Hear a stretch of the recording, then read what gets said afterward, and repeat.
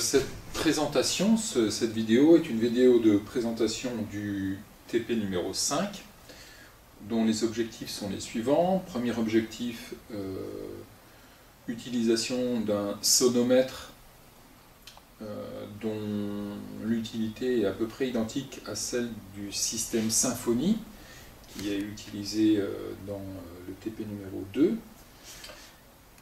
Et donc l'objectif, le deuxième objectif est de faire des mesures de spectres, de différents sons, de différents bruits aussi, et trois types de spectres étant envisagés: le spectre par bande fine, le spectre par tiers d'octave, et puis le spectre par bande d'octave. Cette vidéo va essayer de détailler d'une part comment on utilise le sonomètre, ensuite, dans un deuxième temps, comment on transfère le fichier de mesure sur l'ordinateur. Et puis enfin, dans un troisième temps, on va essayer de détailler le traitement des différents signaux et puis le calcul des trois différents spectres, donc bande fine, tiers d'octave et octave.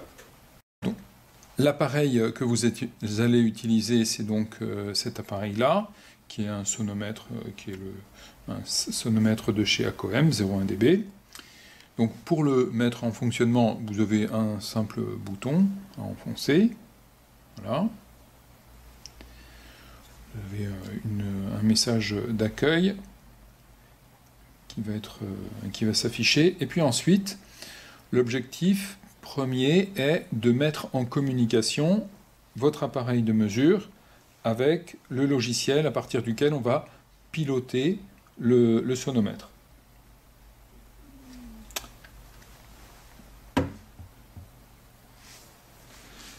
Donc, pour ce faire, vous devez vous assurer que la communication Wi-Fi est bien active. Donc, vous sélectionnez donc, connexion et réseau sans fil. Vous demandez à afficher l'ensemble des réseaux et l'appareil qui lui nous intéresse, c'est le Fusion 11936.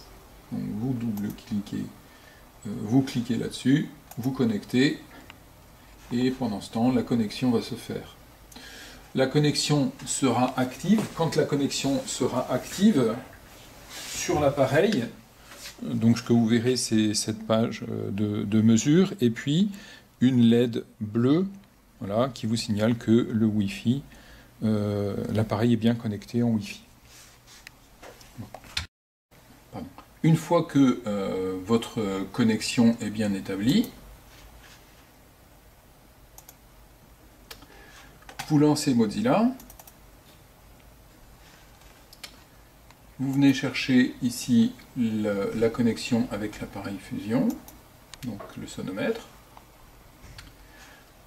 La page d'accueil s'affiche ici, vous ne tapez aucun mot de passe et vous validez directement.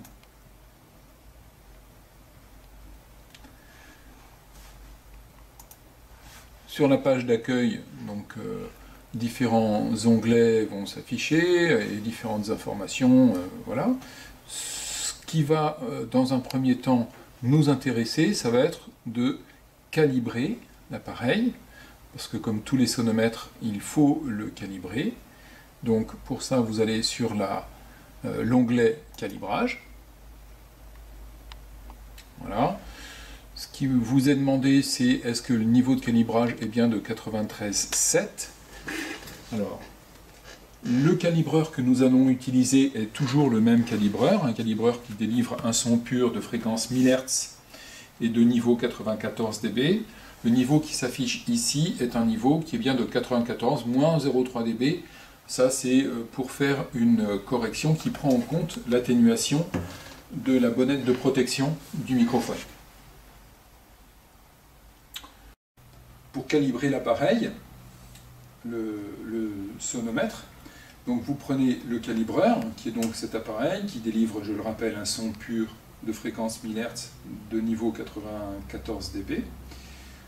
Vous le mettez en fonctionnement avec l'interrupteur on-off et vous le placez directement sur le sonomètre.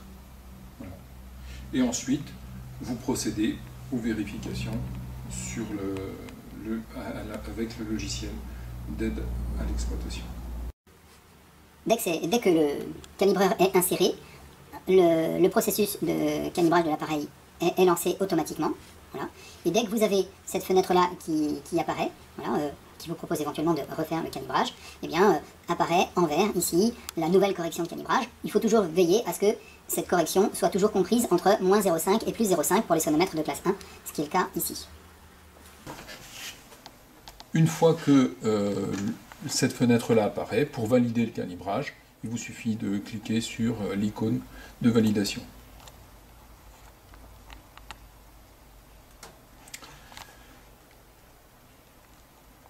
L'étape suivante va consister donc cette fois-ci à lancer une mesure, faire une mesure, et la première mesure que nous allons faire, c'est une mesure du son émis par le calibreur.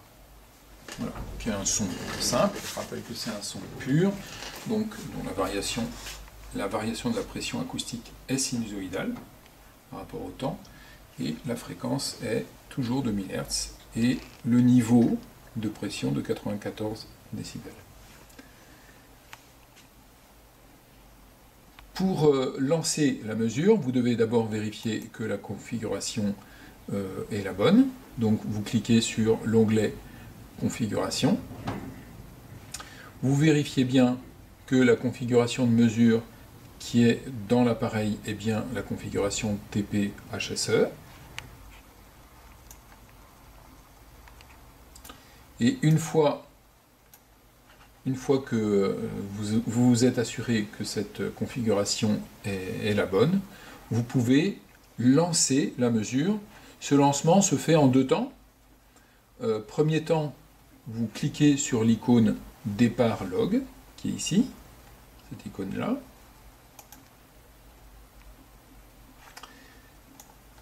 Voilà, et le lancement de l'acquisition se fera dans l'onglet temps réel en cliquant sur cette icône ici qui stylise un petit peu, schématise un petit peu une bande magnétique, voilà, comme les enregistrements anciens. Comme la mesure que nous souhaitons faire est une mesure de 6 secondes, à partir du moment où vous aurez cliqué sur cette icône, voilà, vous vérifierez bien que le temps de mesure, ici, dure bien environ 6 secondes. Voilà, on vous demande de faire à peu près 6 secondes de mesure. Une fois que vos 6 secondes sont écoulées, vous allez appuyer sur Stop. Le signal qui sera ainsi dont vous aurez ainsi fait l'acquisition sera le signal compris entre les deux instants où vous aurez appuyé sur l'icône magnétophone d'enregistrement et puis l'icône stop. La deuxième partie, donc la première partie, je vous avais dit, on établit la connexion entre l'appareil et l'ordinateur. La deuxième partie, c'est et on fait une acquisition. La deuxième partie importante, ça va être de déterminer comment on fait le transfert d'un fichier. Le fichier correspondant à votre enregistrement actuel, c'est directement enregistré dans un dossier. Voilà. Ce dossier est dans TP Vibration HSE1 et le logiciel que vous allez utiliser qui sert à faire le transfert de ce fichier est le logiciel que vous retrouverez sur le bureau qui s'appelle DB File Manager. Donc vous lancez ce logiciel. Sur ce logiciel, d'abord on doit établir les paramètres de connexion. Donc ici la connexion c'est avec le Fusion. Donc vous double-cliquez sur l'icône Fusion IUT. Voilà.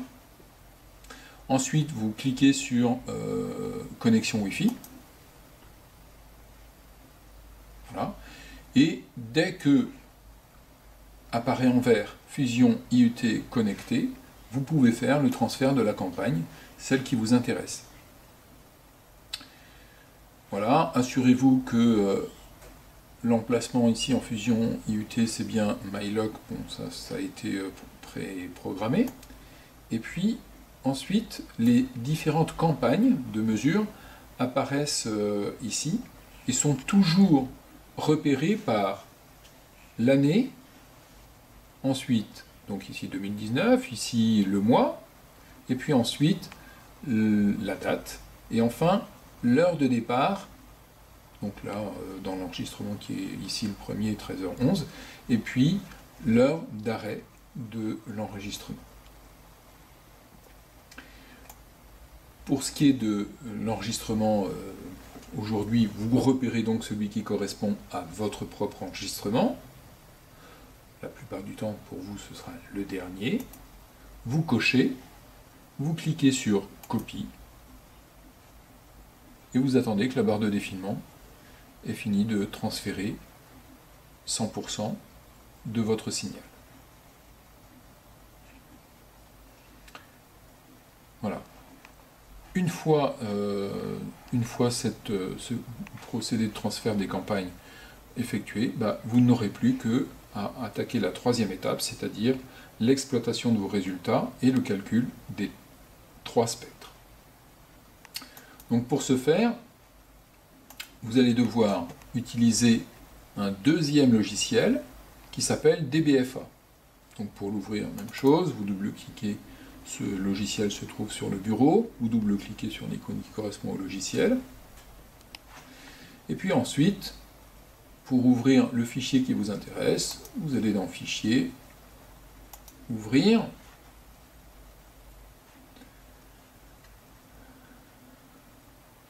Alors.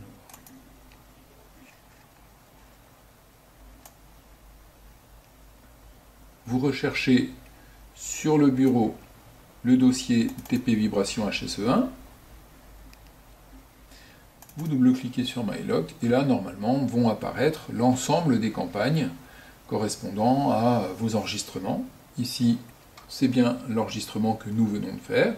Voilà.